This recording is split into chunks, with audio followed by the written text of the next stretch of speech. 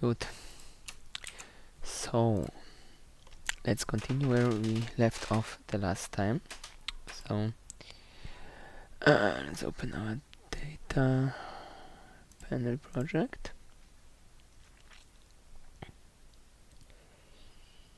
Yes, so we were busy implementing our update node code, which given that it's a bit of a more complex task, was a bit longer, and we didn't manage to finish it last time.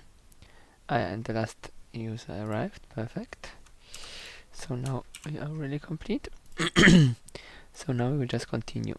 A maybe short reminder. So what we did last time is we started implementing an own data model, which can be incorporated in a tree view, so that we can have a separation between the component which renders the data and the component which provides the actual data. And this allows us to have good performance with large sets, with large data sets. So the simple approach with Qt3 widgets, which provide a simple own model, is quite CPU intensive, because you always need to render everything, even if it might not be displayed right now. With this approach, we can be much more targeted on what we spend our computing time. And the node update function is supposed to update the data for one single row in the tree, including being responsible for updating the list of child items if we have a hierarchical view like a tree.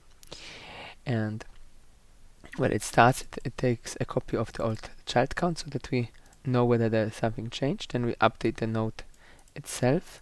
Update node is a function which is implemented which is only abstract, so it must be implemented in the derived class of our model, where we actually implement the details of the model.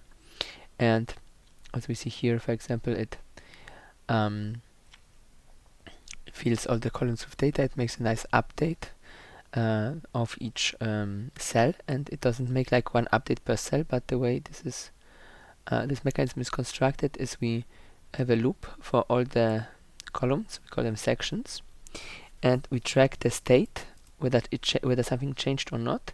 And only once the state of the state changes, we emit a change notification for ideally multiple cells in one row at a time, while omitting the cells for which there was no change. So this is the most efficient way of doing this. And then later on we also check if there are any children, and if there are, then we make a temporary copy of the map, since we are slightly restricted by how the Q-variant operates, and that the Q-variant basically is always an opaque structure. We cannot, even if it represents a map, we cannot access its children without first converting it to a map or to a list, in which case we need to cache this data as soon as it goes out of scope, it's gone, and then we update the child count. And finally, if the child count would to change, we emit also a data change signal to update the expansion mark. So this small plus you have in trees, or in Windows case nowadays, it's this small arrow thingy. Okay, so we did this. Then we check whether for this particular node we have loaded already the children, because if the tree is collapsed, then we might have not even enumerated those child elements. So here we check whether that happened, because if it didn't happen, then we can just exit and not do anything. If we want to expand this, we have this special function, fetch more, which will then fetch the children for the first time for each branch once they are really needed. And of course, if this has already been done, then we will need to keep the child state up to date. So here first we just remember whether the count of children changed. Then here we have a loop where we go through each children, and we check whether they actually either changed their places, or some were added, or some were removed, etc. And at this opportunity we also record the positions of the children. And then if nothing changed, so if the children stayed the same, then we have a shortcut, which is this piece of code where we go through all the children, call update node, so call ourselves for each child, and then we just return. We don't mess with the structure of the tree, since the children at this level of hierarchy didn't change. There is one limitation here, that is, since we call ourselves recursively, we won't be able to generate a tree with arbitrary depth, because at some point we'll run out of stack space. But realistically, this will be hundreds of levels, so it's probably not something that one would realistically want to use anywhere. So that should be fine. Yeah. So that's that. Then we record here in another loop. If we decide that if we've seen that the children changed, then we record in another loop the old positions, and then here, once we have this two hash tables, so QHash is like a std unsorted map, or like our CX table that we made during our exercises. It has a key. It keeps values for that key, but internally it only has an order which is not illegible to a human being. It's just some internal hash function dependent order, which can also change as the thing grows when more bits from the hash value are used for the hash table. So with this data, what we can do is we can convert them to a set of keys. So a set is pretty much just like a hash or a hash table, just it doesn't have values. So we just for now don't care about, or rather for now don't duplicate all the data. We'll need the saved indices later on, but now we only want to use mathematical operations on the sets. We can make a set which only contains the keys of child items which have been added. And the minus operator here really simply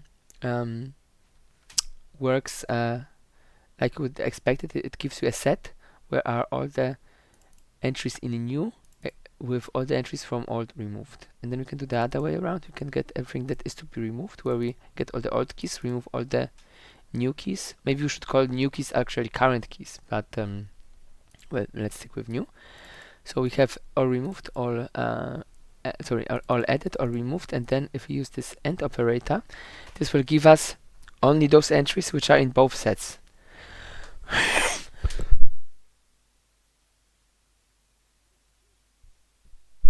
Sorry, my coughing is a bit worse today. So then we know which children are there, but might need to be updated. Okay, and let's continue from here on. First thing we'll do is we will remove the nodes which no longer exist. But that already gives us the first, maybe I should write this as a comment because it's important.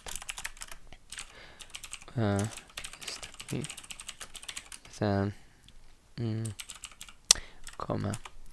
Not another important part. When doing this, since we will be sending this begin row remove and end row remove notification, we need to ensure that after end remove rows, all the indices of the current state of the tree will be consistent. So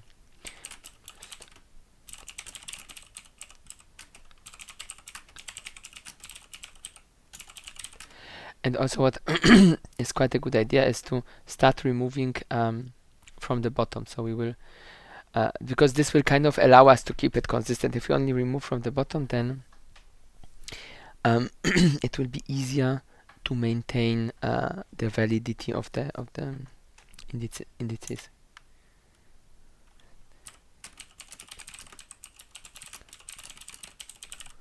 Okay, so to do that, we first want to sort the thing. So q list int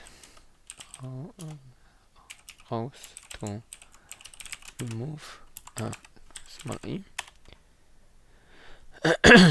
for int q variant reference key, comma we can use a range loop, keys to be removed to remove, sorry, keys to remove, that's not correct, const q variant keys to remove, and now int row is equals all the key positions from key mm, to remove comma append row. Now we will sort them as the sort has to be removed, begin comma end, oops, and so sort works. We need to include we don't need to include anything, it works as is, so that's fine. It's a std function, but it works with any sort of container that follows a minimal semantics. Basically, what you want is the ability to swap values through the use of their iterators. Okay, so we sorted it, and now we'll use the sorted list from int row in rows to remove. Begin move rows node index comma. Of course, it would be an optimization if we could bunch the row removal together, but that would make things even more complicated. And since adding and removing children is rather rare in comparison to just updating the values, then I think this optimization will not be necessary. So this should be performant enough.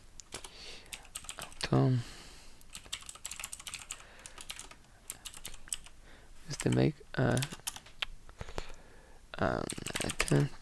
we want to delete and delete node child and child count child nodes comma at take it is again a convenience function which Qt has, that it combines the ability to take a value at a given index and then removing the value in one go from the container. STD does not provide that, and our own implementations of containers from the exercises also did not have this convenience feature. But it's quite easy to implement, because it really just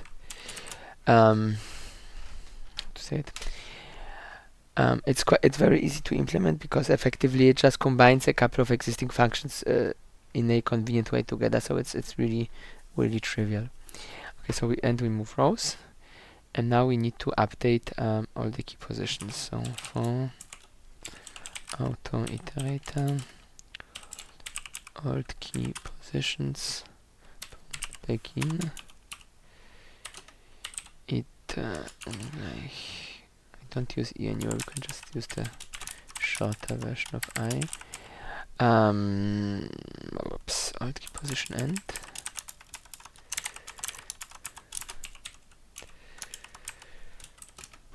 Plus I.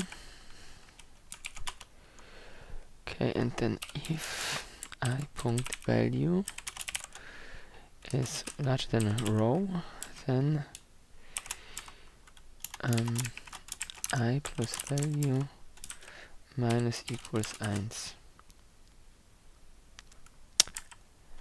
Okay, so at this point we have removed all the elements correctly.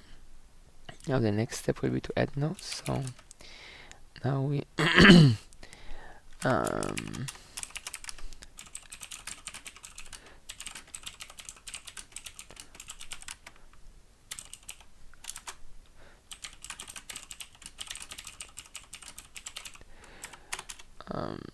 okay, so again here we will want to sort it. We can in principle just copy that and rename a few things. So this will of course be keys to add. This will be rows to add.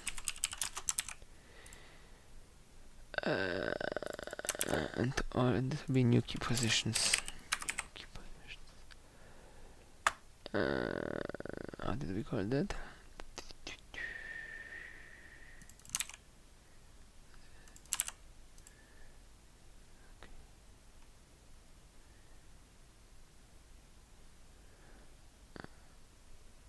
Now we can take this one. Yeah. So this we could also just take. Now we want a key, so this needs to be made this way. Yeah. So we have it in a list. Now we will do it differently. We want to make it a bit smarter. Q map. We can do it as a map. Then we can skip the sorting step, because the map is already sorted by row. So we make this Q variant, and here we use insert row comma key.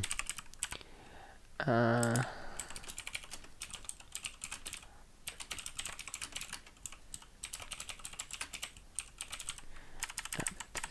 nice small optimization. Now we can add them. So we'll go through our rows to add. For auto e, oops, is equals begin is like and oops, and plus e in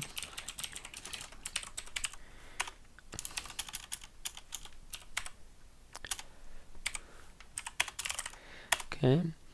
Now begin insert rows comma no, the index first, then where we inserted, so position. Okay, now we can do it. So auto like mk node.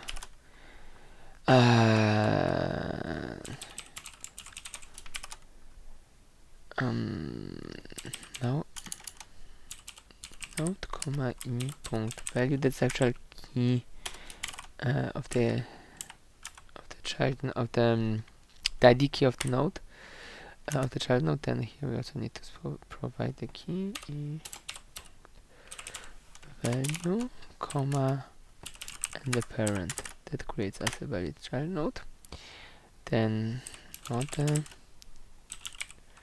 child nodes point insert at position comma child node.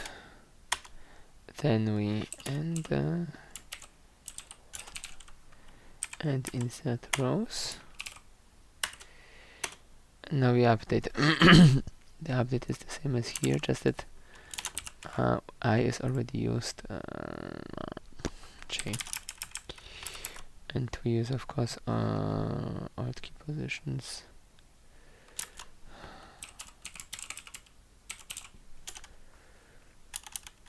Alt key. Do we have alt key positions?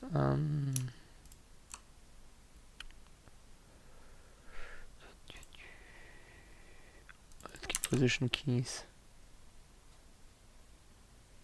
Oh wait, that is not good. We are using this same name. It should be without keys.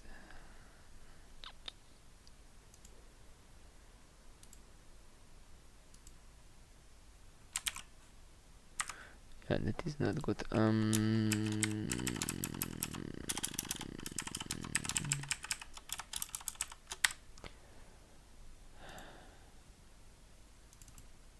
Yeah.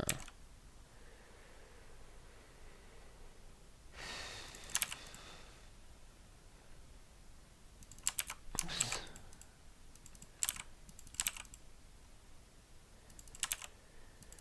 Right, this has to be J because I is already in use, and here we of course change it in the other direction. So if it is wait, is that correct? This will be fine. If it's greater or equal, then we plus it one down, and of course alt key positions value, we need to insert the new position. So this should be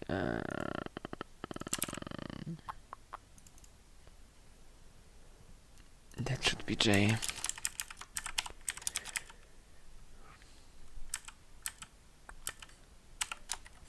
Okay. Yeah. Good. And now the third step.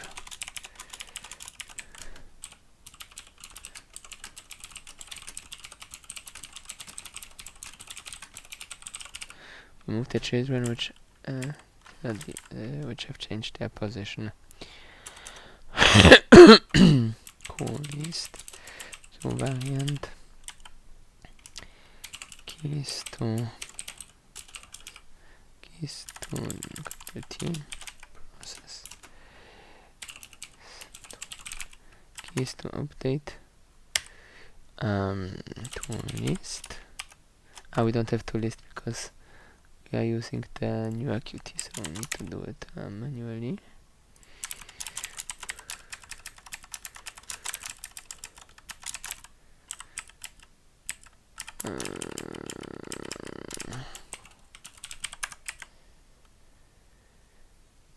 Yeah.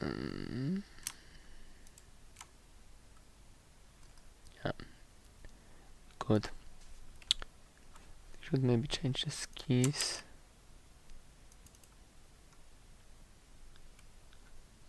Do have a consistent name. Yeah, doesn't matter. Let's keep it like this. Alright, so we have this. Now we can sort std sort. Oops, the sort begin comma end. Now we use a different version of sort, and that is a version which takes a argument where we can specify our less than operator a comma b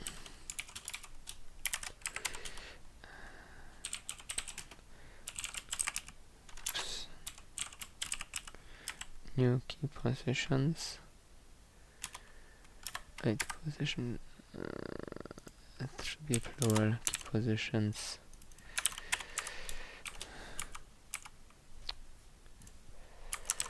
Oops.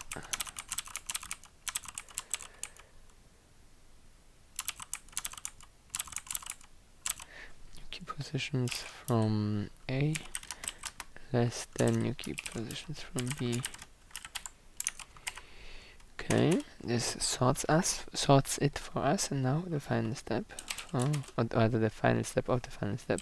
Const variant reference keys to process.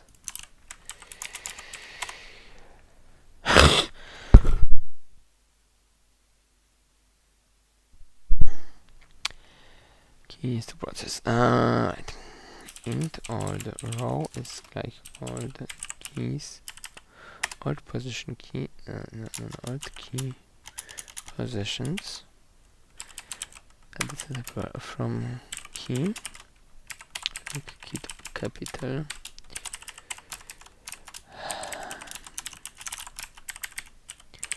New row is new key positions, and if old row is not equals new row, because it might be of course that some still are where they were, so this is the keys to process is only the entries which are the same in both, but it doesn't mean whether they moved or not. It just means that they're still present in the tree. Okay, so if they are not the same, then we need to move node.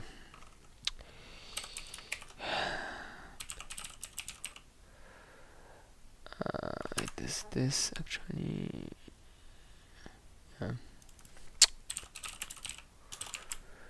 Begin move rows, of course.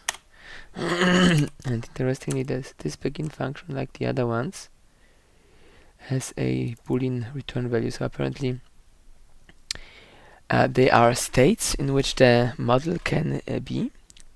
in which it is not permissible to move elements. We can add elements, but we cannot move them, which is kind of strange. But because we also could remove them and then just reinsert it somewhere else. But that's how they implemented it, so we will keep that to this specification. Node index, comma, all the row, comma, all the row. Because we are only moving one row at a time. If we would be moving multiple rows, we could do that in one in one go. But they must be adjacent. We can move a range of items at a time. We cannot move them if they are gaps in between. And since we are here too lazy to create gapless lists and batch those operations together, we just do it one at a time. New row. And if new is greater than old row, then new row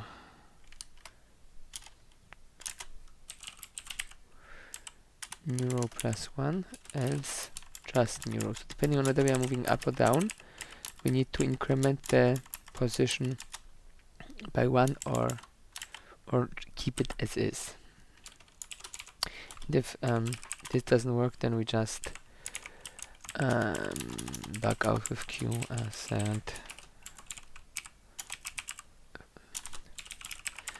asset false. So this will on the debug build cause a message box saying that something went wrong at line so such and such. And on a release build it will just silently not do anything. Okay, so node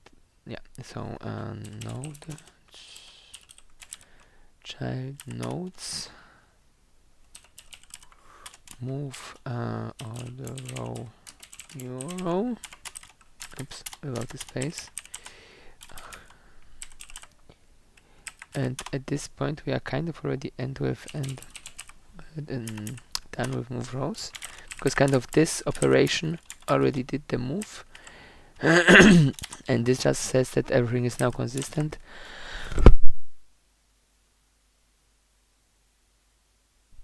And we only had to change the internal indices of our own node array. But we still need to update the key positions again. So int start qmin just gives us the smaller of the two values. Old row, new row.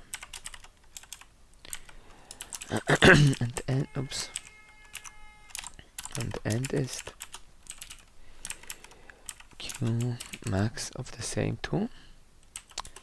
Int direction is equals new row greater than old row question mark -1 double point 1. So we define which direction we are sorting.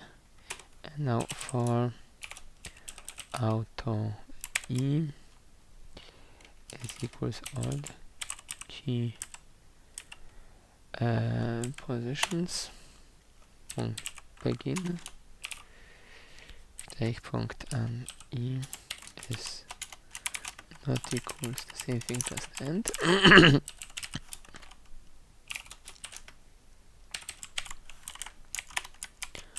plus I,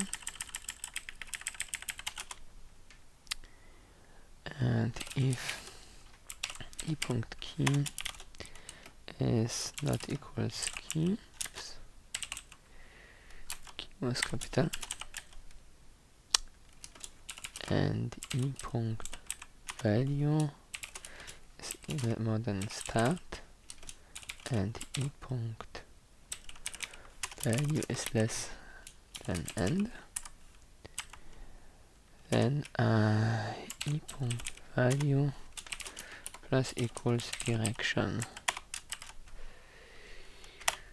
Okay, this is done, and alt key positions at key, oops, that's the wrong brackets, capital K is equals new row. And the lastest thing, we still need to do the node update. So as abstract tree node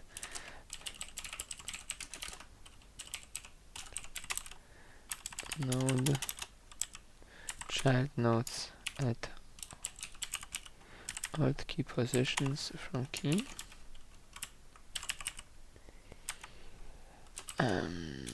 Q model index child index is equals index alt key positions from, we should cache this 0 until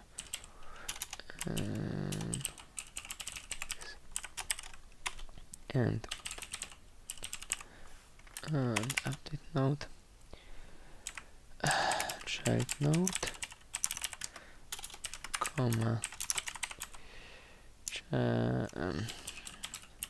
child data node key comma child index. Q is capitalized. Okay, cute. And that's the function. Now we need to test whether everything works as expected. Let's see if we have already a test case set up last time. I do not remember. No, we did not. So we add the model.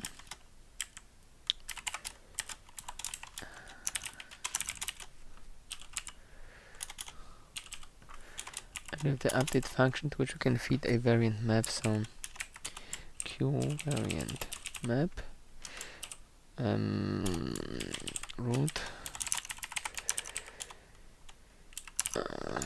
von, let's say 1 is equals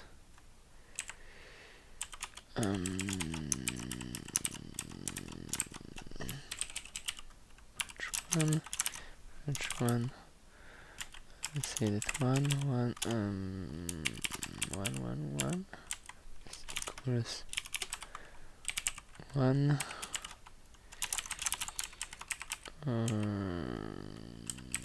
just 1, something that's it's a nice tree structure. So branch 1, now we just repeat that for, let's say, branch 2.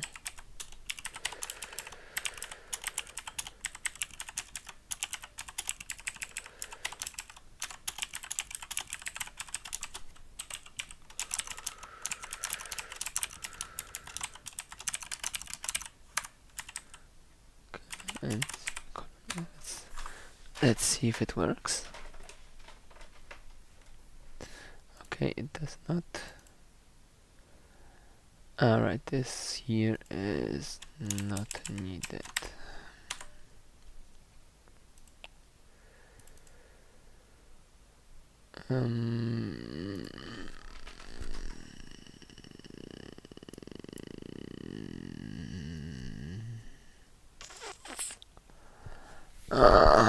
We don't have a hash function for a Q variant. That is annoying.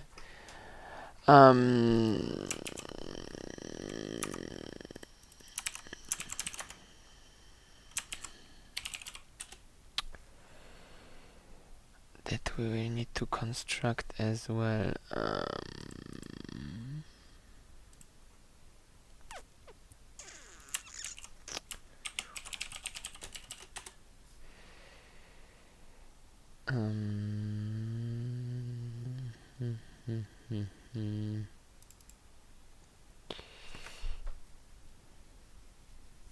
Okay, let's do it. Inline int q hash const q variant finds var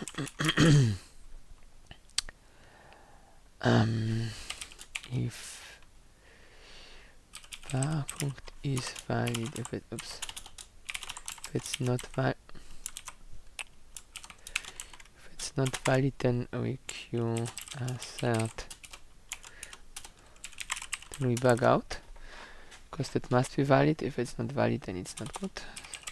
Switch var type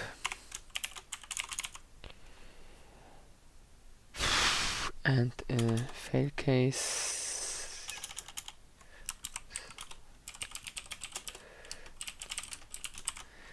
If everything fails, we just return -1, and here we'll have all the different case types.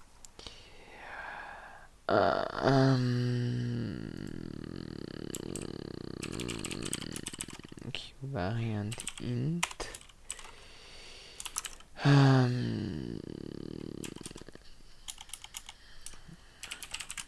Return Q. So the QHash function exists for other types, just not for variant itself.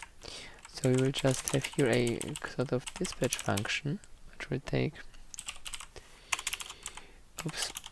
the different types a variant can have and invoke the right functions. I think to be like 12 or so. Okay, so let's say int or int.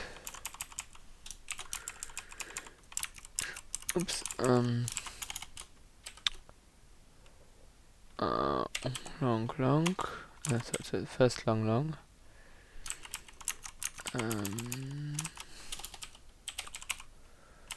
To long to long. Long.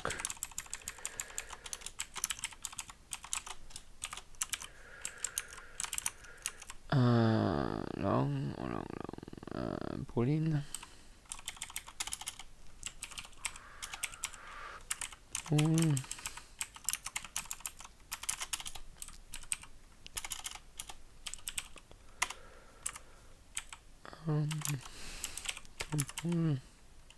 Small t.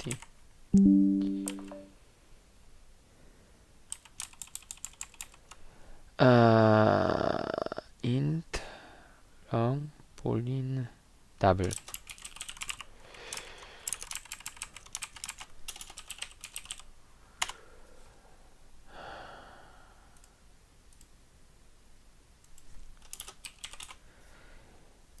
Double string char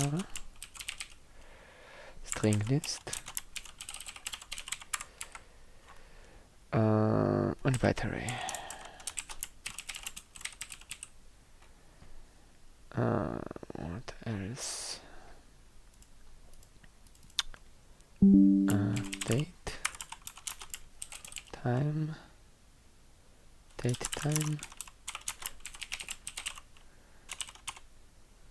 URL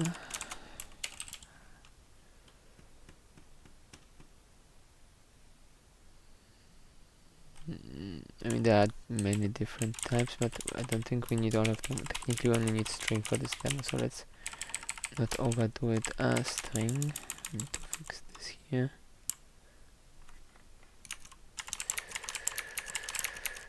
Oops. String. Char. To string list. With array.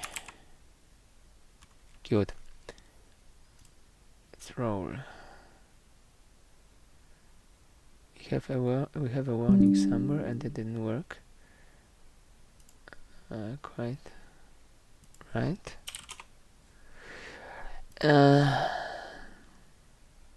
First, let's investigate the warning. Huh? Let's rebuild.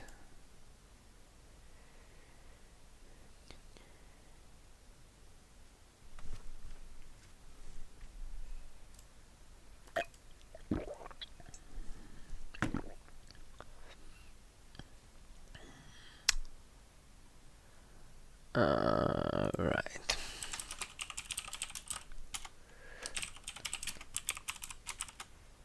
Oh, a null, or actually a reference to itself, because then it is its own data type.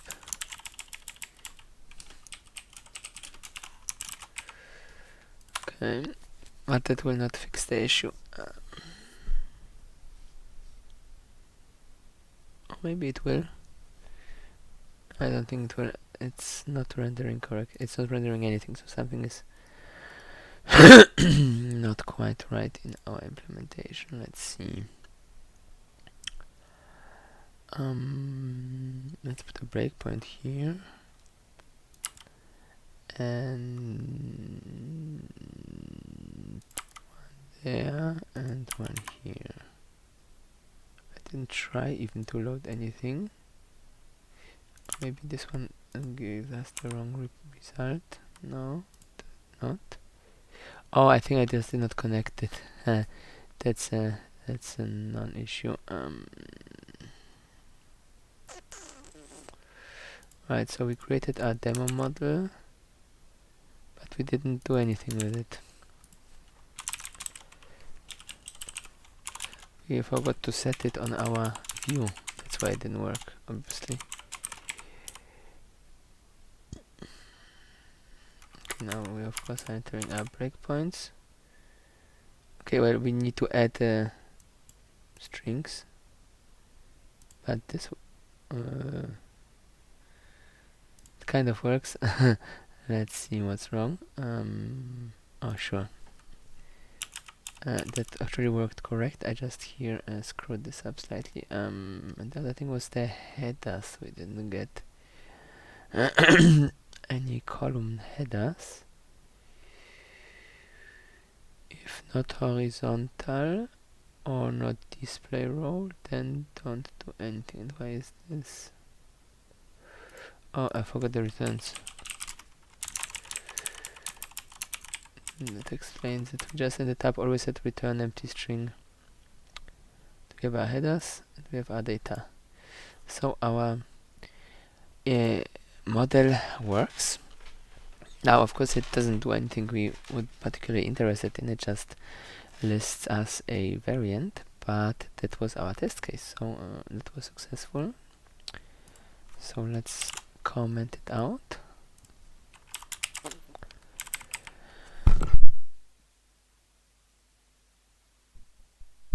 And now we will try to replace the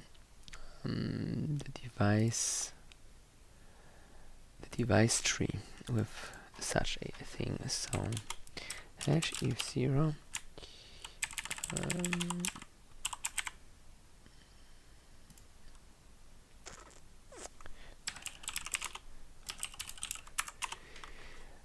so let's see.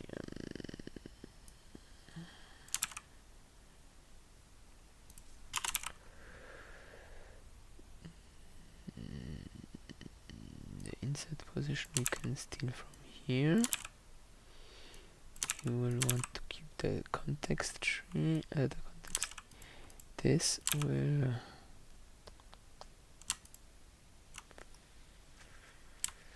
But there is. First of all, this is a tree view, so I don't think there is an item. Yeah, there is just a. I don't remember. Let's see.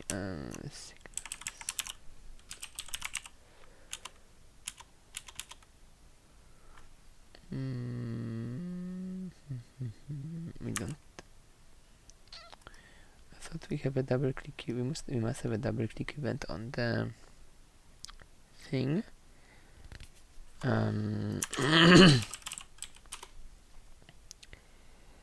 Just that it should take model and not model index and not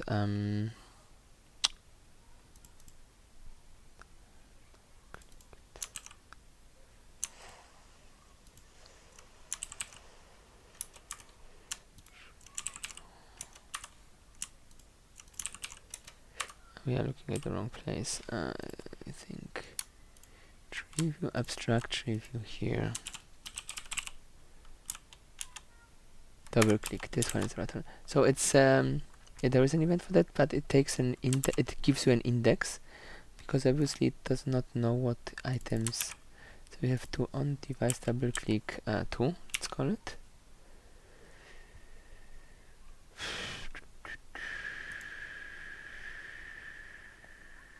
Or X.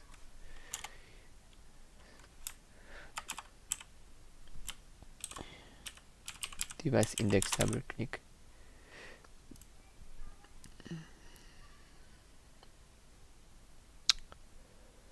On device double click. Although we could link it to the same, and we don't care for the argument, so let's keep it with this. Let's keep it at the same.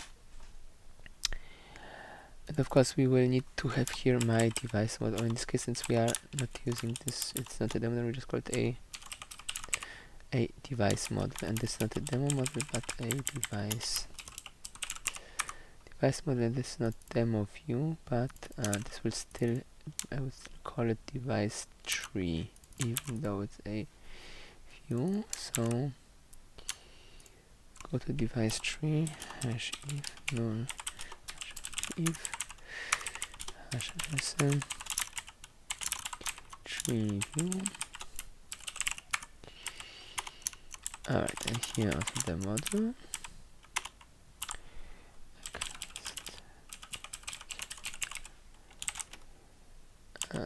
And our demo was here, which we can comment out. Right, yo. So demo view, yeah, demo tree, model test we need to create, and we need to think of the other thing. So update devices, the whole thing hash if 0 goes away.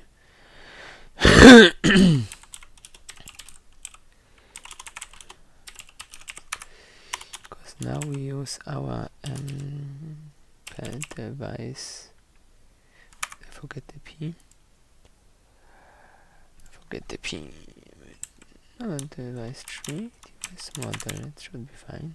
Don't forget it. To have an update which will consume a device list. Which type is that? It's a list. Good enough, I guess. We can make it work however we want. So now let's just create our device model. So let's create it here somewhere. For simplicity, let's copy the whole P reviews installment. Suck. Okay, so let's edit it from the top to the bottom in the correct way. So first of all, update takes a new list. Set device PTRs. We call this list because it's a list. We can directly reference that. Will that be easy enough, or will that cause troubles? If we have different types of things, that will not be great. Different types of things will complicate it.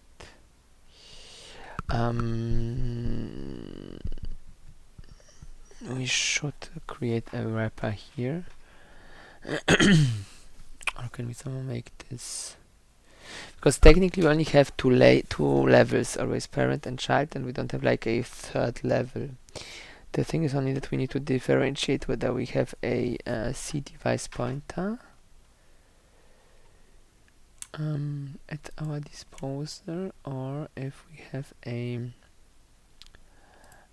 for the channel we actually don't have an object which represents the channel. It would be the same thing, just with a channel index.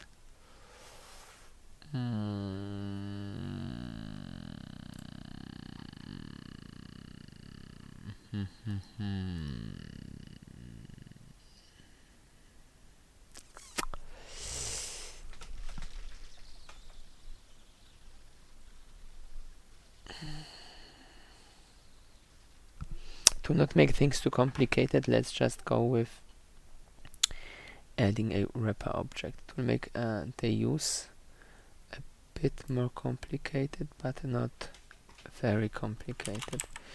Talked as device tree item, and the struct will hold a device pointer parent Lewice, and it will hold a int. Just quickly check whether we really have only channel indices to identify the channels. Get name, get count, get channel name, you have ID, just indices, and in the channel index, and by default this is -1, indicating that it's not valid, i.e. that then the parent element is to be referred to. And for keys, you can use the numbers for keys, that should be fine, okay.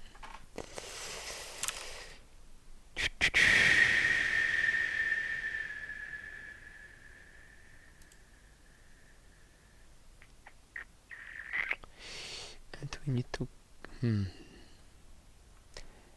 we will want to cache this list, although then we also would need to have like a list, how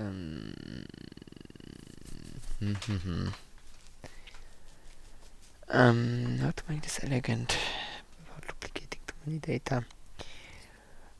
We have tree item, we have tree item on the device. The other thing should also have the same device, it pretty much should have the same thing. In principle it will be the same thing except for the index, or the index and the device reference. Yeah, let's keep it somehow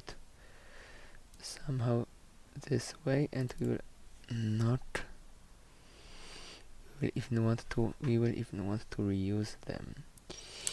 So first of all, let's list. We need to cache the thing. List is equals list. We need a different root element. So we could use a. We could use a. First of all, this is wrong.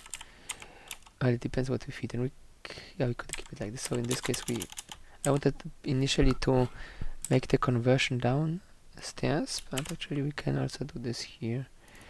We clear the list, of course. Then for each const and sorry, it's a device ptr pad. It's a comma list.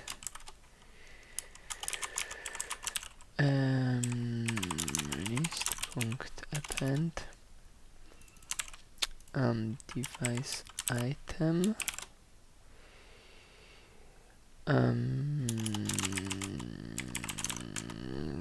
item oops, p device is device. We should keep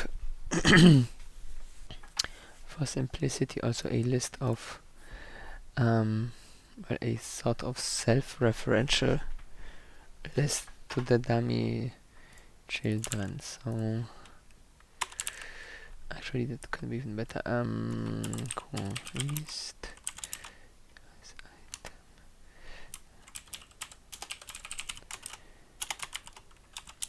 Or actually I should call it chance, but let's, and then if we do it this way, we can actually use this as the type for our root. We still clear the children, the rest will remain invalid. So the root has an invalid device pointer and an invalid channel pointer. The first level has a valid device pointer but invalid channel pointer, and the third level has both valid device. Right, yo. And we don't even need to create these dummy devices right now. We can just feed root reference to root as to our next level of the function. I think we only had one column.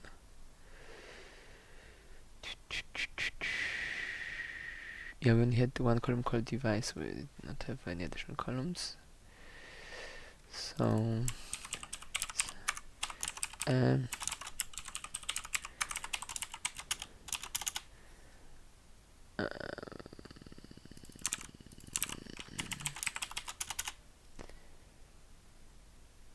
children count and this, yes, and here do we need we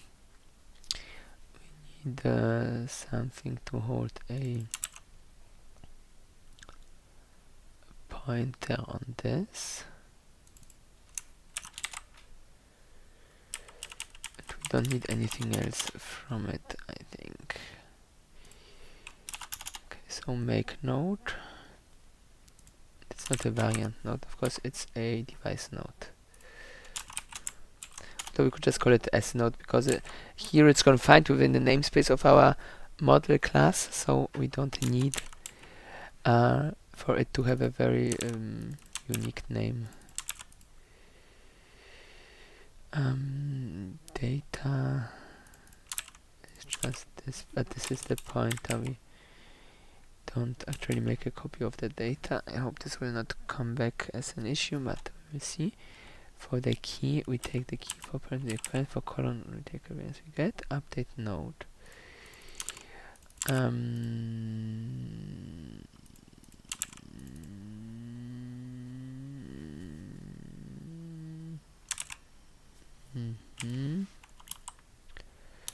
Node data. We assign. Oops, that was the wrong thing. We want this. We want. Yep. Okay. This is total overkill for just a single entry, but let's stay with that.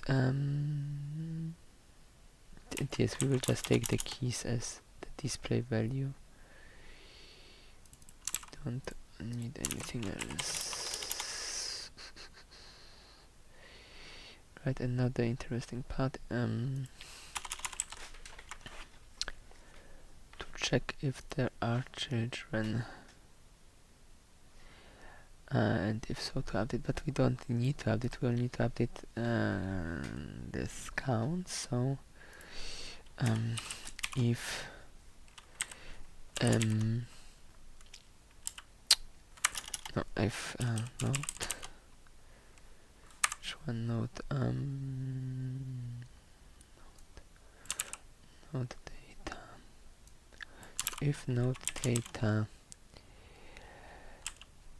children index ist ungleich -1, no, it must be known as equals -1. Let's do it this way. Yeah, so everything can have children if it is not a final entry itself. And now we just say what was it? Child count is equals data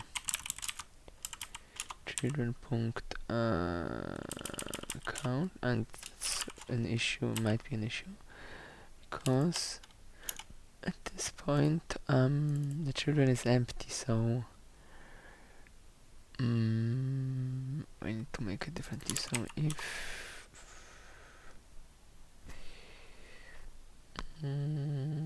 we could always get it from the device unless it's the root. So if like this, if node device, so if we have a device, we grab this value directly from the device, and if we don't have a device, then it's the root and it's pre-populated. Get channel count. Yep, and else it remains at 0. Okay, here the next thing.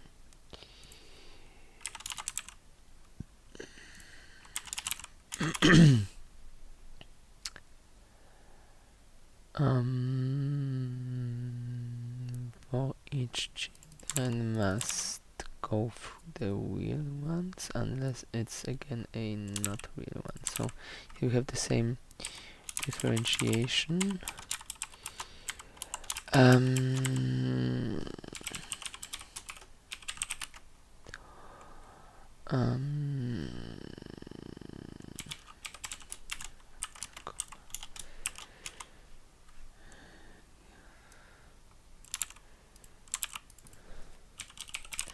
Alright, and we will need to have keys, and the children here is just in list. So let's do it differently. No, for here doesn't matter.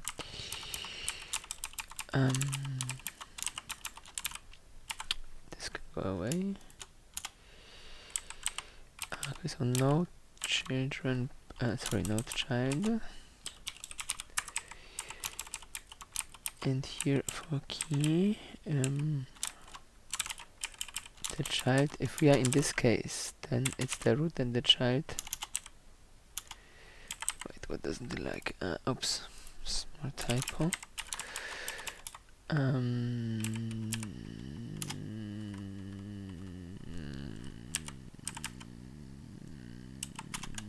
Pay device, get name.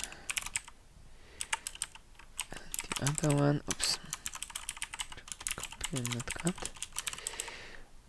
There, everything is at the device, so where we can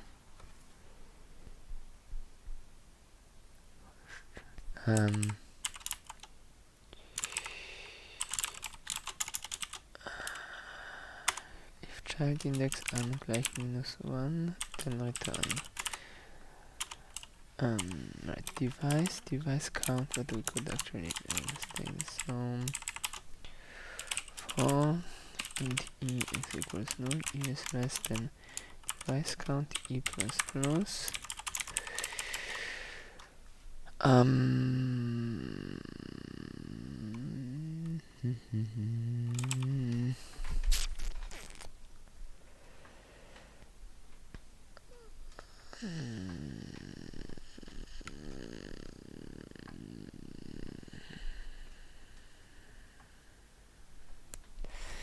We need to populate the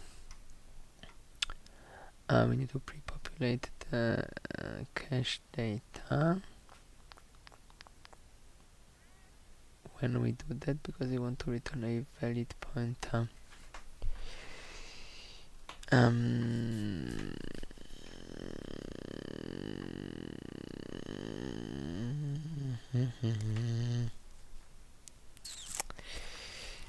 Thinking how we can improve on this approach so that we don't make things too complicated.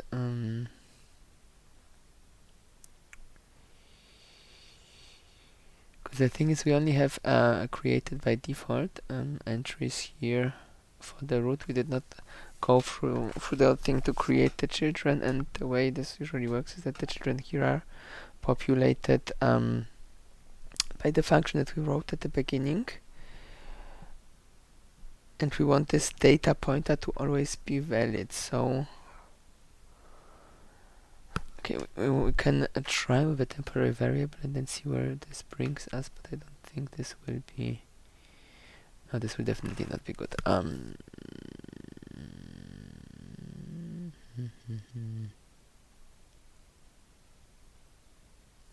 Yeah, I think we will simplify the situation and just here what was it here? Just pre-fill the children array of the sub elements, and that's it, and not try to get it in real time. That is much safer. For t is equals null, e less than p device channel count plus e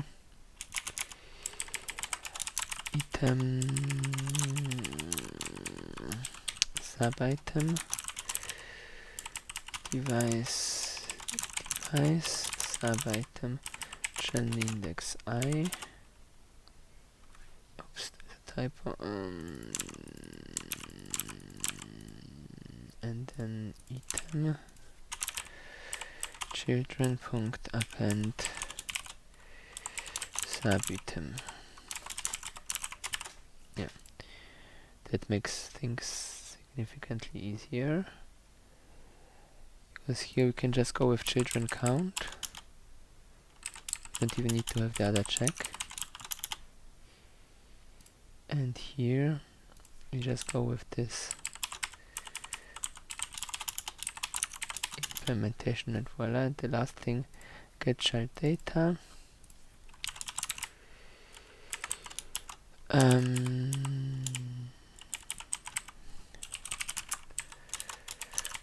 Node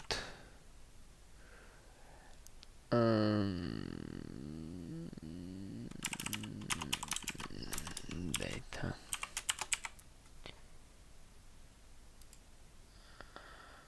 Wait, data, that's not quite right. Data.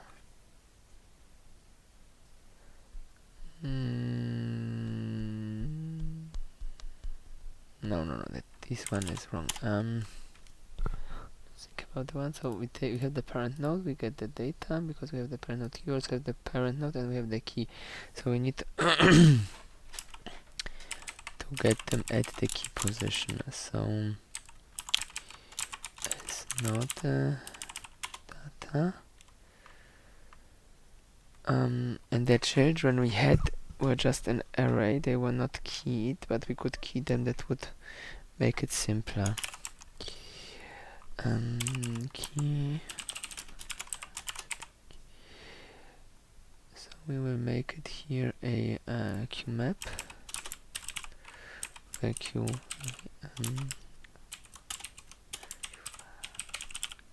variant as a key. They held the next element, right? So this is then not append but insert. Here and there. And key for those things will be their names.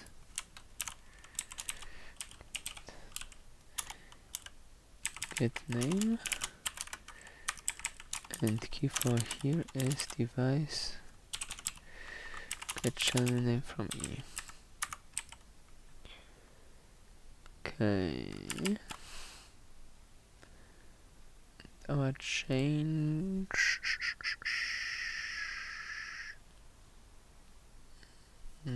S node data.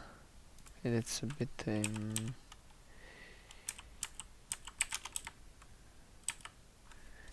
improvable. Okay, and then we have one issue. So, right, and we of course don't have a current item.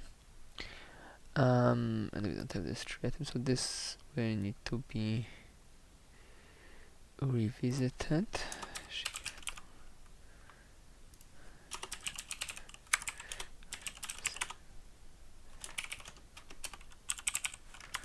Okay, let's see. Close but no cigar.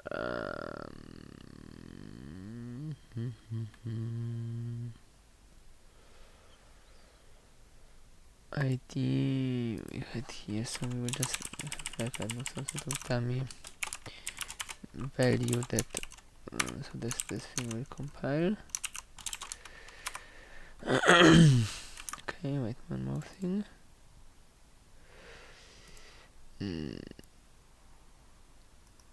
It doesn't like map.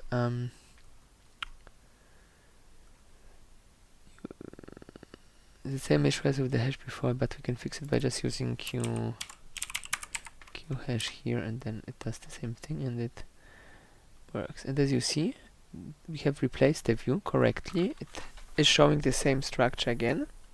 I can try whether adding works. Demo device field 1, 2, 3. No. We don't want that breakpoint. But it didn't add the device.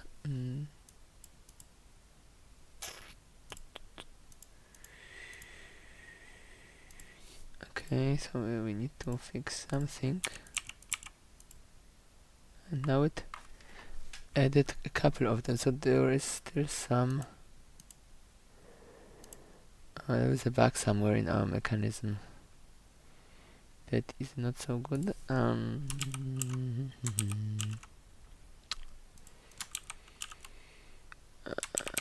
other change was in device action.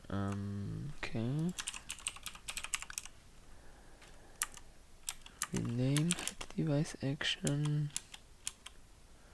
Only rename, and do we have a remove? There was a del button. That was a homework.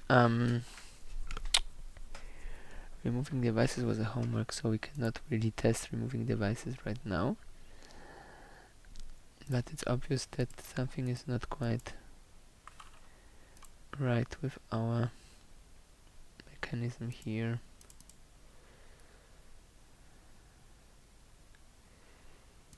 And we forget to clear something or something like that. Where we clear all the children. So at this point we are at a defined state. And then if we invoke the thing, the get data and so on, they should all work then on the new dataset already. And here inside this, the first thing what we do is we update the dataset to the new one.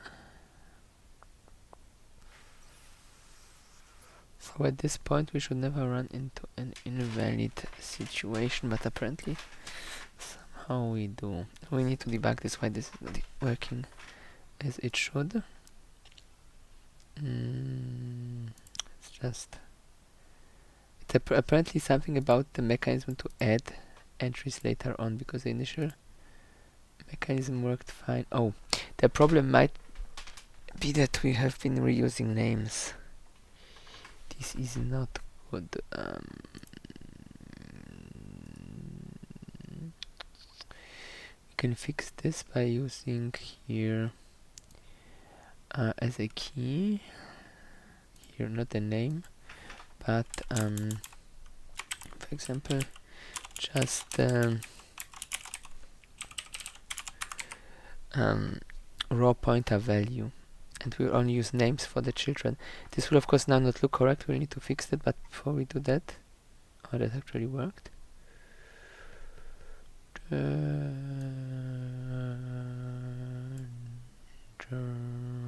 there are actually more than one bug. First let's see if the adding now works fine.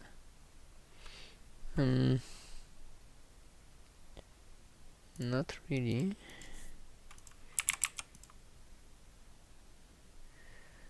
Something is still wrong. So first things first. So first of all, this here, wait, key.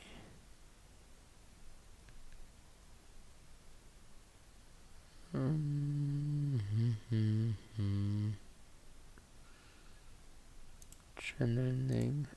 It doesn't matter what I select for the device name. It always displays not what I want.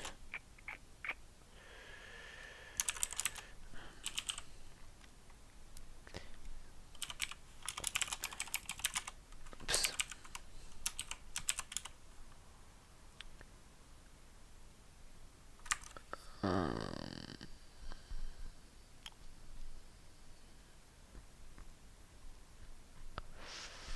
Right, so this is the first problem. Here we should not use get device, but we should actually give the right key depending on where we are. So device, no, not device. Child index is equals -1. Child the parent of the hidden child, and when the child index -1 is the name within device name, else we name the channel name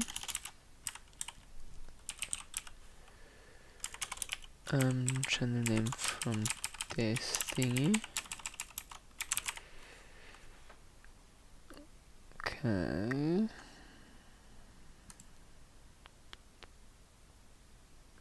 Well, actually, since we have these things pre-populated, we could just grab the key from that.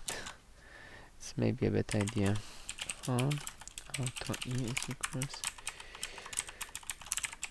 punkt begin e punkt es gleich and plus e e punkt key reference e punkt value, and that's wrong.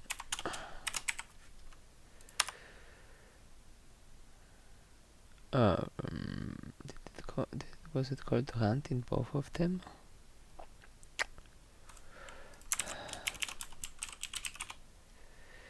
Yes, apparently. Let's change this to demo rand. And this just is rand, so that we are sure that we get those correctly. Okay. But then we'll still have the problem of the names being not being the same. I think this. Let's add a device for which we don't have a name. Okay, added all of them again. Why? What's wrong here?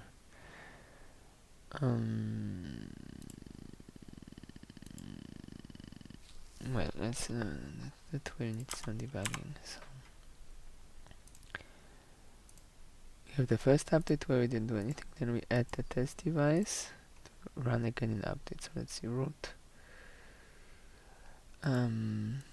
contains 3 children now.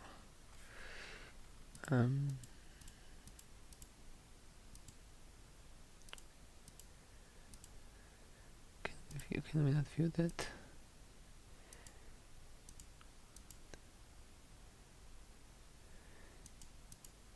Okay, we cannot view right now into the insights of the Qt list. That's annoying. Or rather into the insights of the tree, but in principle it is 3 items, so this is correct.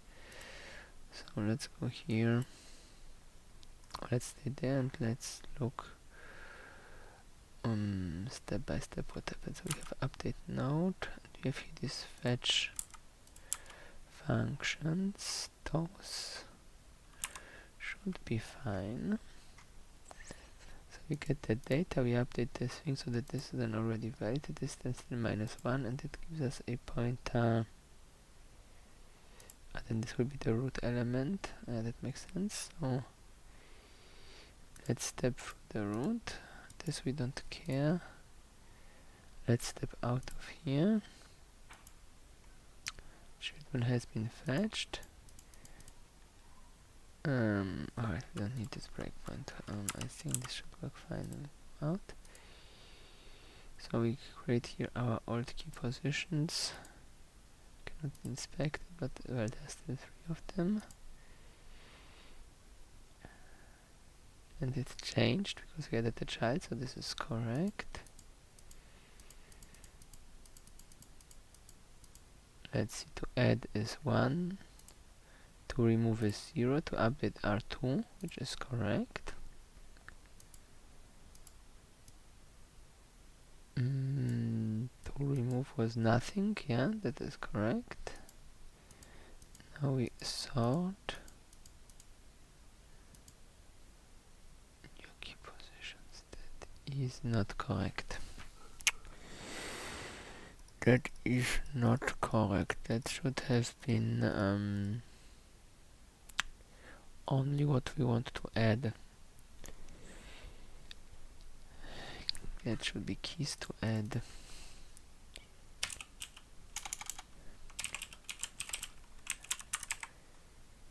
And double. Yeah. We found the bug. Hopefully it's only one. Add test. Yeah. But this fails because we already have this name. So now we need to ensure that we can have repeatable names. So here, instead of the device's name directly, we will just take its address, as I had it before for a second.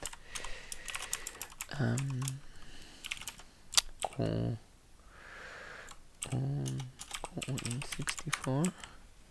But then this will, when we try to get the child nodes, give us the wrong keys. Child node here, right.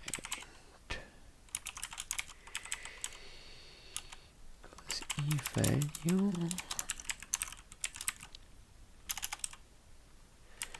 child index if child index is equals -1, else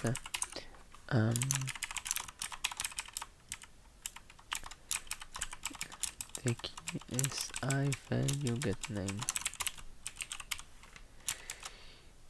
value p device get name.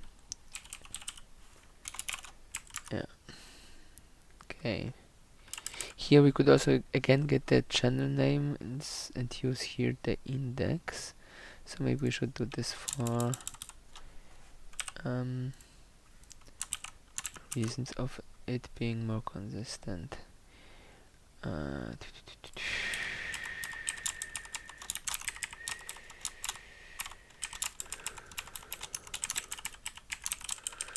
And the value channel index holds the channel index. Yeah, okay. Add same device. Close but no cigar.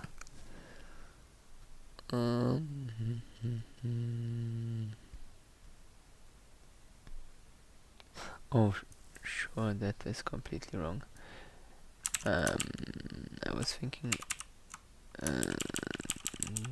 not complex enough. This stays as it was because the key must be unique. But where we need to change it is here. Actually, we could exploit this formatting function for that purpose.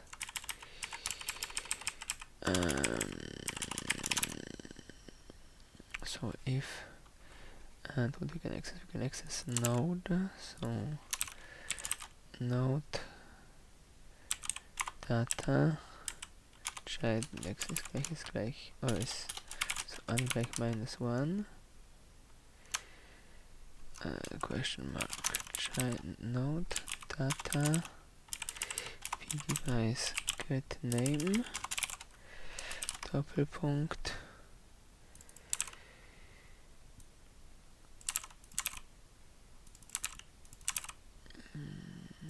get channel name from node index semicolon.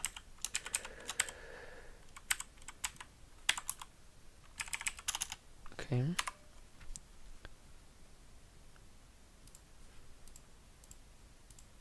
Yep, now we can have redundant repeatable names.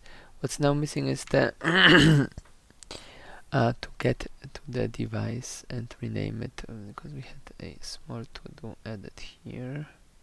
No, was it there? So how do we do that? We do any channel.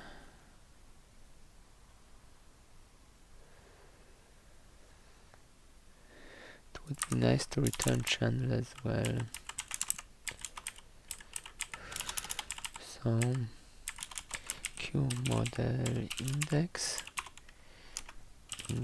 is equals capital E device tree current index. Now we need to refer to the model p and it's a model and it doesn't give us anything, so we need to add a function that will do that for us. Get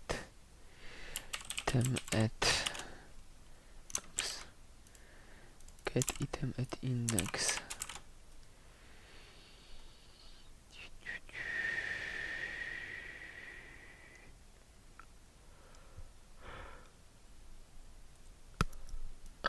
This we can have installed here and public. Public, but this should be private or protected. This we keep here. Then we actually could keep the name short, but doesn't matter.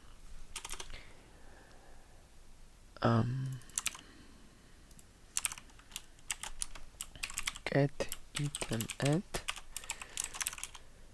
let's just call it to get at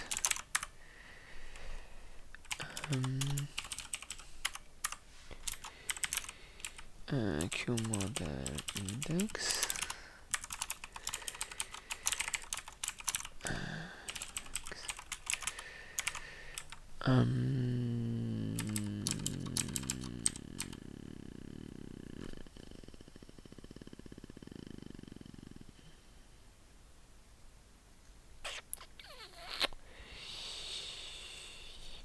let's see how we can the best way to access those data. We just copy this. No, we cannot. First we need to get the thing at the index. Node therefore, don't we have a node for index or something like that? Let's see, what do we have? Node from index, not for index, but node from index.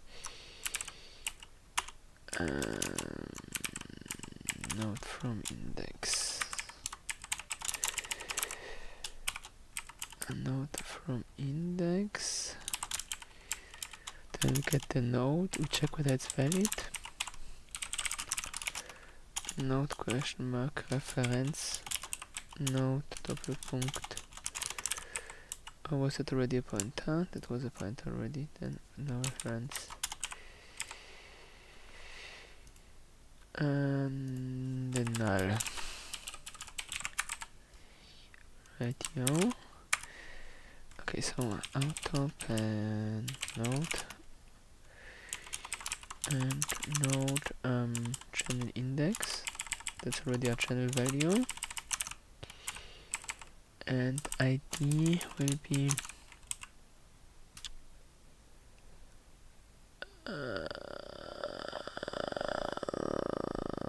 the ID was just the device pointer. Then we can actually move this here, because we only want the current device, which we get from this thing instantly.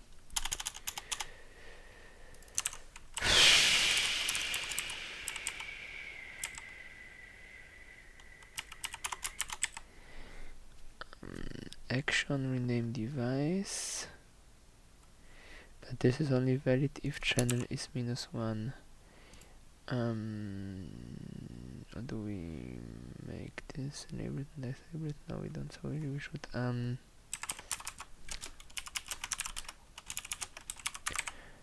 okay, so now the rename thing should work correctly. Okay, we have now 2 demo devices, and we will rename one of them to demo device 2. Almost close, but no cigar. We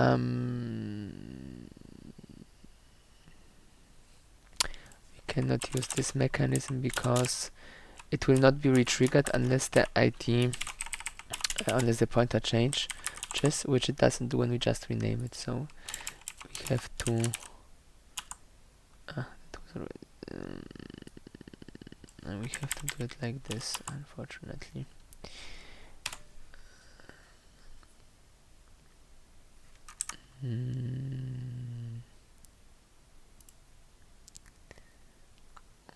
What does this? Does not like, something is wrong. We have node.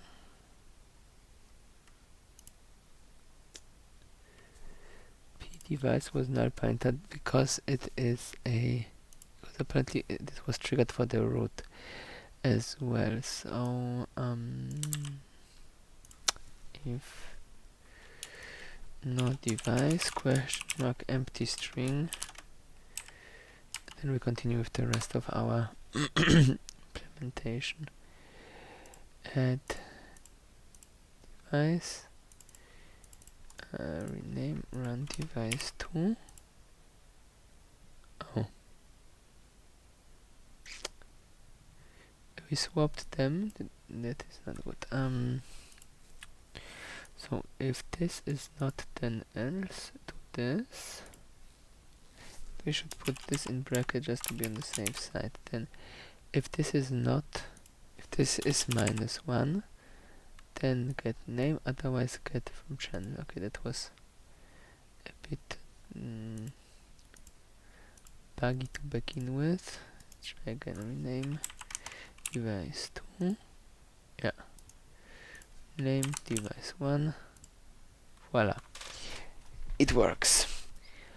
Okay, so since this is the last, so this model works and is complete.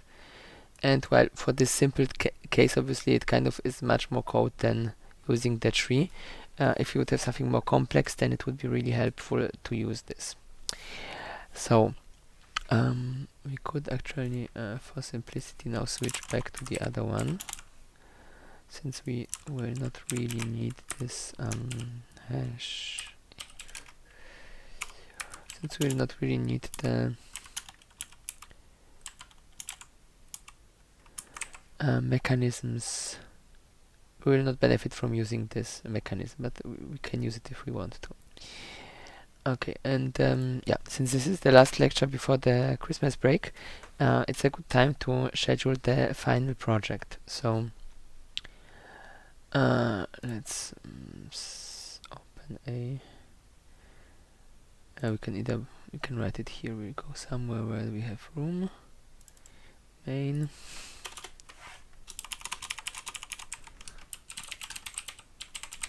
Final project.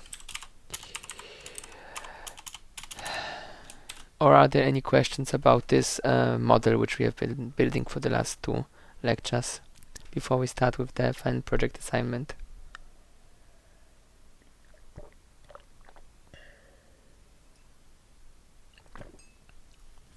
Okay, no questions. So final project will be create a data slash visualizer application. Should be able to load multiple data fields containing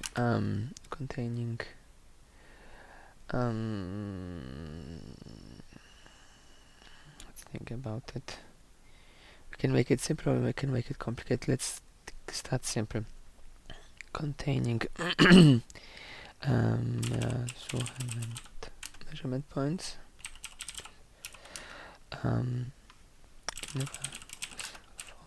Formats, comma, CSV, comma, what else would be nice to load?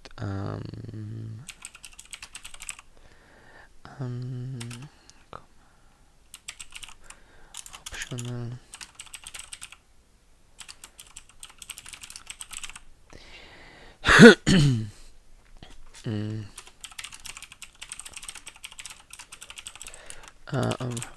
Oops.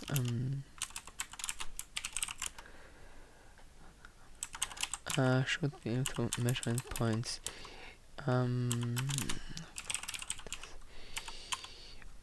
Each point should be either a single value or a x, y coordinate, comma, or a time, comma, value pair. So at this point, basically, it's a separate value example. 100, 2, 3, and so on for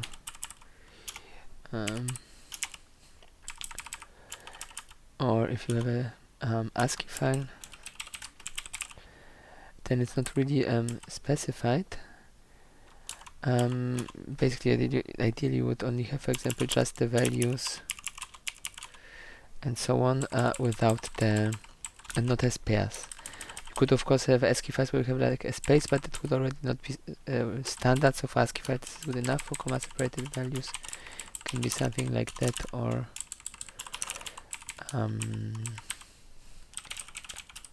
timestamp 1, timestamp 2, timestamp 3, timestamp 4, and so on. Alternatively,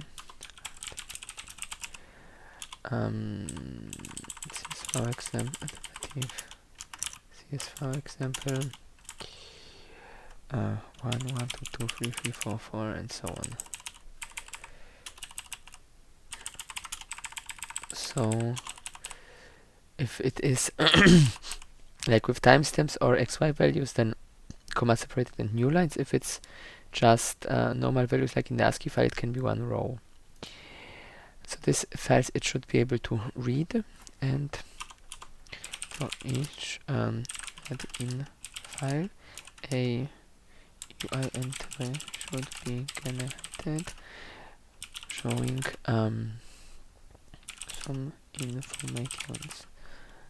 information like name, comma, amount of data points, comma,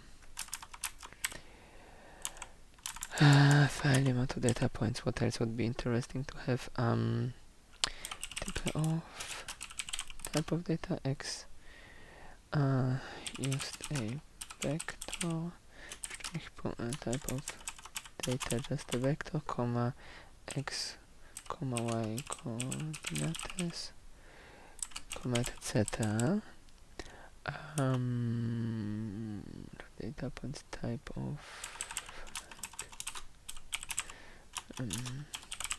like file name, comma amount of data points, type of data points, vector etc.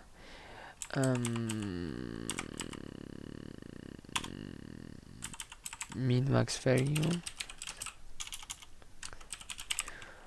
So basically the smallest and the largest value in the data set. Yes, wait, it should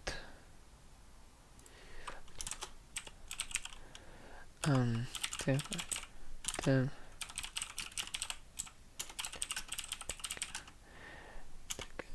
six or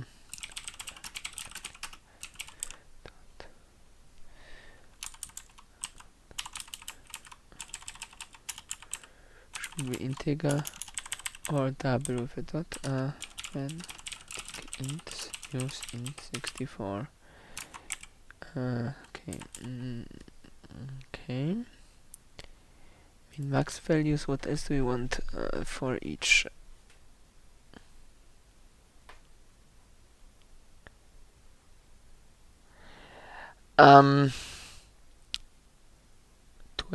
To an extent. For comma separated values, I think it's quite easy to do it yourself. For JSON, you can use a library. Qt has a library to load JSON files. So let's say CVS append ASCII files and optional JSON and others. Optional JSON or even better, use the Qt classes and others. You can or use a lib. So you can select whatever other types you want to support past the CSV and ASCII formats. And for this you can, so for Qt we'll use the built-in thing because it's quite useful and it's good to learn how to use it. And for whatever else you want to add bonus points, you can use libraries or you can write it yourself. Ideally, if it's trivial, do it yourself. If it's some more complex format, like Microsoft XLSX, what was the Excel format, then I would not do it without a library. That's just a waste of time. Okay. And of course, once you have the data read into some your own data structure, it's easy to remember the file name, know how many data points you loaded, know which type it was, and also you just go once through it and select the minimum and maximum value. I don't think we need something like an average or median or something. This we could make this optional.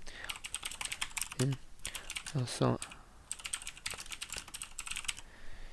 median and so on. So we can, the more reasonable values you can extract from the data, the better. And now the more interesting part and the app would be able to plot each of the data vectors in a queue. What was it? Plot.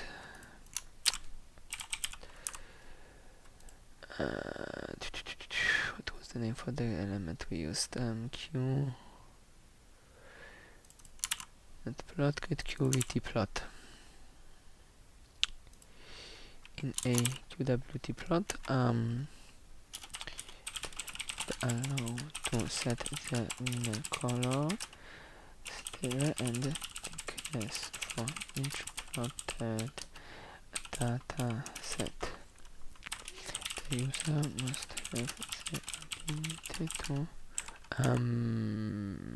plot with a legend, and zoom and picker and picker in this, like in the data panel project. Basically for the zoomer and picker you just need to, just need to connect a few helpers that we have created here. This ones to your thingy, and then it will be zooming and doing its thing. Right. The user must have the ability to enable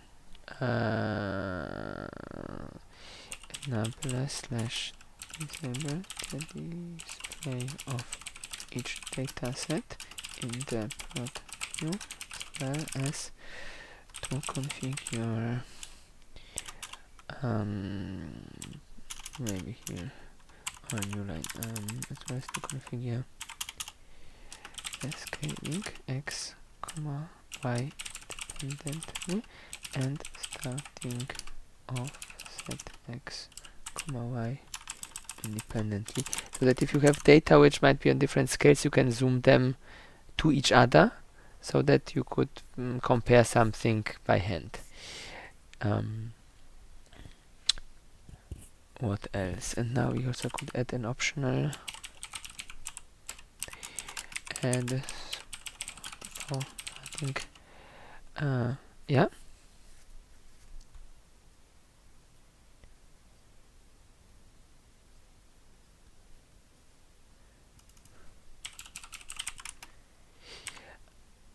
Well, you have the plot on your shared view, so you plot all the views, you plot all the data in the same view. So maybe I should say this in one shared QWT plot. So you have one view, somewhere on the side or below you have your list of data, and then you can enable them by setting, for example, checkboxes, which of those are shown, and then you might have data which one will be on one end of the screen and the other one will be somewhere else, and then you would want to change the offset of one of them so that you can move one on top of the other for comparison. And if you do this, you might also want to scale it so that you really multiply the values for both axes for one data set with one value for x and another value for y, if you because you might want to scale it independently. Like you maybe want just to scale the height or only scale the time base. Like when you have an oscilloscope, you have two knobs in which you can select that one is for the time base, and you have two independent knobs to select the y scale for the voltage. Just that here you would have also different time bases for every channel, which a scope does not do normally. Okay, and the next optional film was add support for loading multiple vectors / let's say let's call it data sets from one file. So for example, you could have an ASCII file, not an ASCII file, you could have a CSV file with multiple rows, and each row would be its own data vector. 900, 500, 500, 400. And of course, with with a JSON file or something, you could of course even then load timestamps, because you could have really an element which has a value and a timestamp, and again a value and a timestamp, and so on and so on.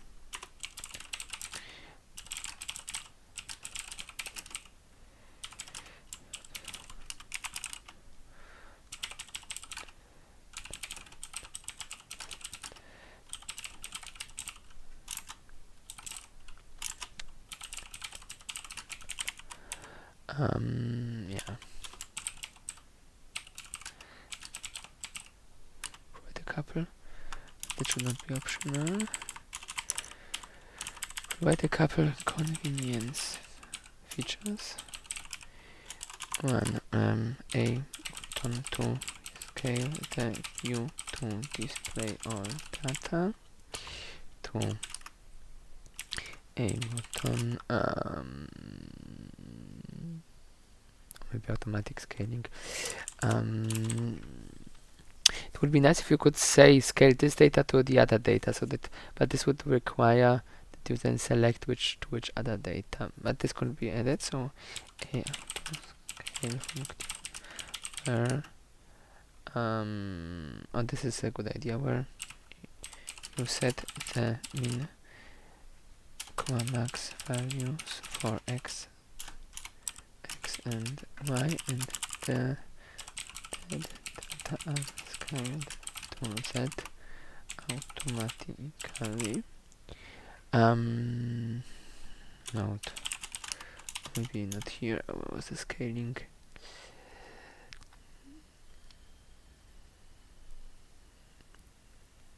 Yeah.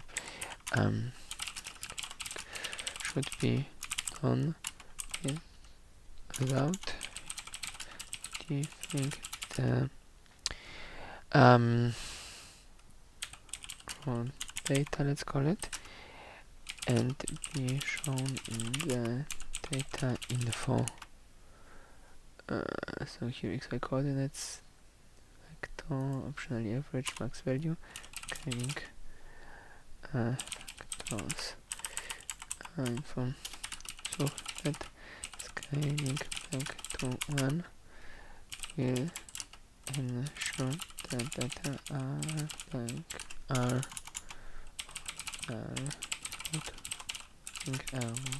if you would modify the data that you've loaded each time when you scale, then you would add rounding errors each time you do it. So you want the data to be stored once, and then you make a copy of the data, which then will be the scaled copy, and the scaled copy is what is being displayed, but you can always reset it to default scaling. And there was one more thing I had on my mind that would be useful to have. What was it?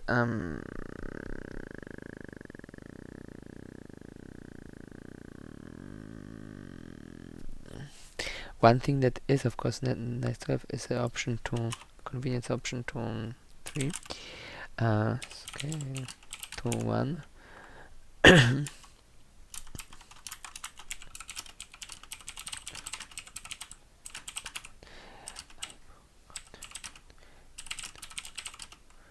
Min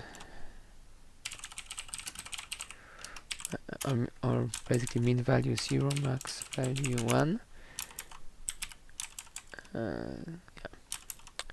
So that you can for every, alright, and reset scaling for reset scaling or option.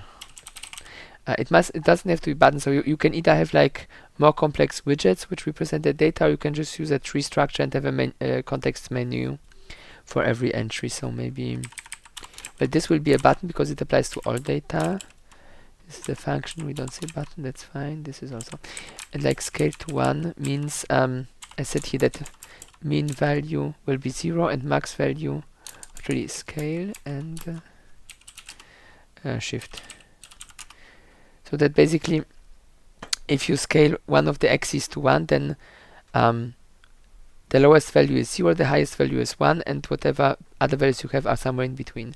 And for the time axis, you have the same x, and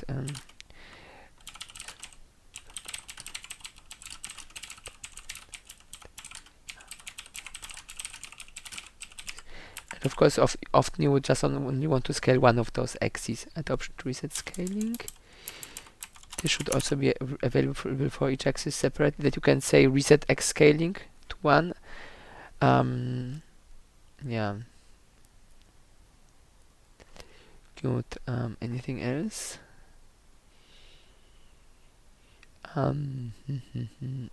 That was the thing. The tool should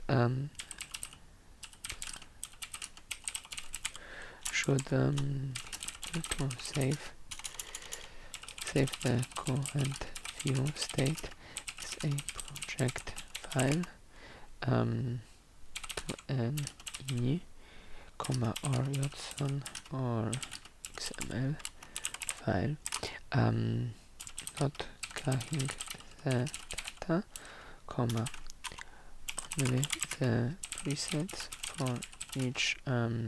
the presets for each that data set and the path from to that data set.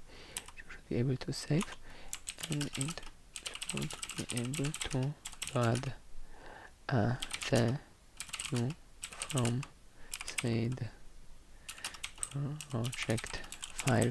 So basically that you open a few datas, you move them around, you scale them, that's it. Then you want to play some game and you want to have all your RAM for that, so you save your project, you close the application, you play your game, you quit your game, you open your application, then you open the project you saved, and then everything is back to how it was before you saved your data evaluation project. And how you save it, you can use an ini file, as we have seen here with saving the device states.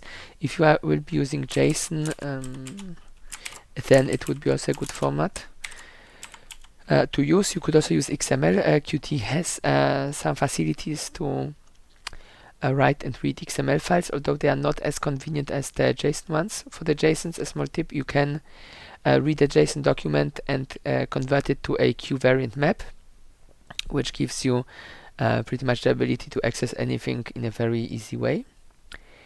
Yeah, and anything else? I think this will be it. Yeah, I think this is a good enough project. It bases on what we did during the lecture. So how to use this, all view elements you know from the data panel project, reading and writing files. Did we actually do that? Q5. Yes, we did reading and writing file in our text editor example. If we started that Qt, yes.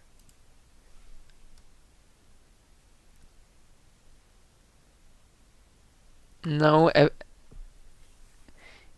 each of you should do it on their own. Qt UI test. This one is the right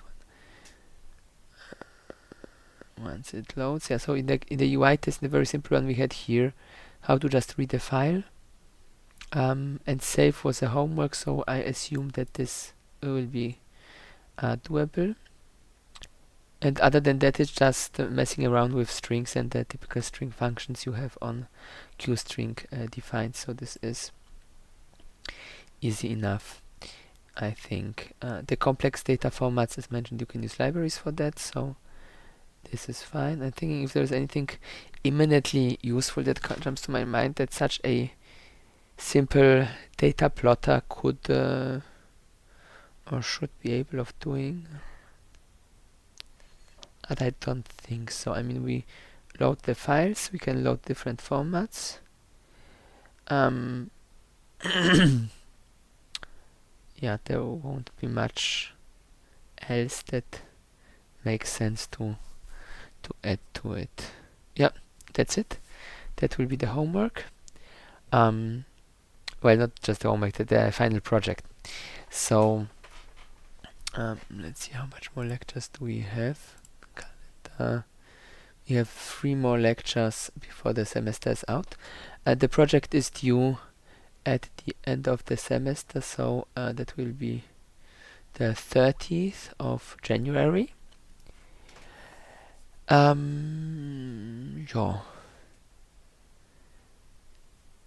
And I will think what to show you during the last three lectures. We might not do any homework since we will be focused on a project. Although if there is anything that immediately offers itself as a good homework, then we will use the opportunity. But I will not on purpose think of things to make you make if I don't have an obvious idea what to do, since as mentioned you will be busy with the final project. If you cannot make it in time, let me know. You can get an extra week without any problems to finish it. Okay, any questions? Any more questions about the modalities of the final project?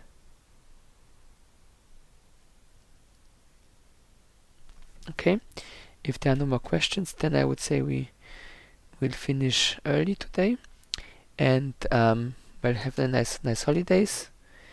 And if you want to have a head start, you can use the holidays already for doing the final project. Then you can be done with the final project before even any other exams start.